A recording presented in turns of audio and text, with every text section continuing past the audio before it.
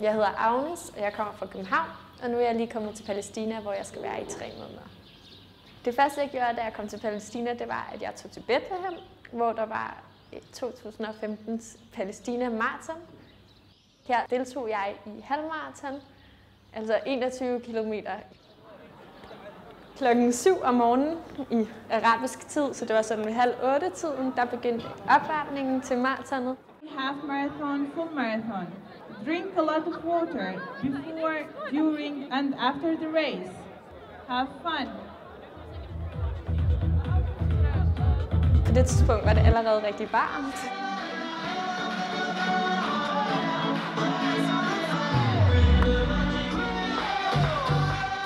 Men også virkelig, virkelig sjovt.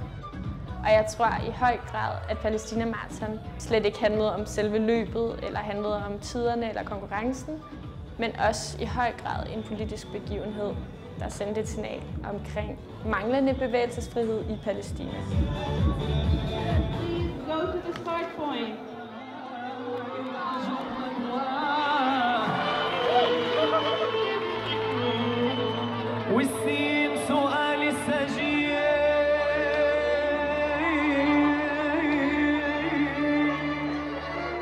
امتى الفرج الجاي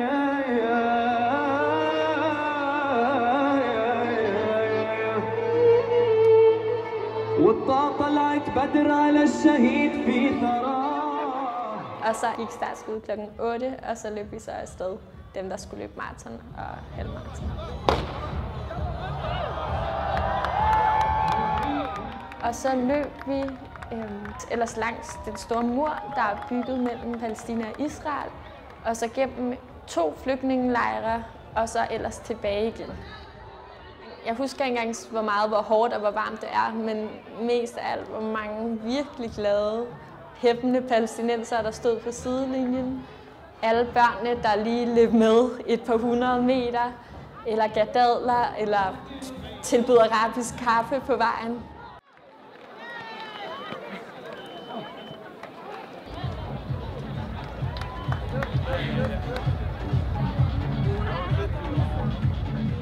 Da jeg valgte at tage til Palæstina for blandt andet at være med i maratonet og for efterfølgende at skulle arbejde, var det helt klart for min motivation om at få en forståelse for et land, der er under besættelse, en konflikt, man hører rigtig meget om i medierne, men som er svær at forstå, hvis ikke man har været hernede og har prøvet at gå gennem et checkpoint, har prøvet at se muren. Men selvfølgelig handler det heller ikke kun om krig, også rigtig meget om palæstinensisk kultur. Og jeg har sjældent oplevet så gæstfrit et folk og så mange søde mennesker. Ikke mindst her i maratonet var der virkelig, virkelig god stemning, tror jeg. Aldrig har fået så mange high fives på en dag. Det havde jeg nok ikke oplevet i København.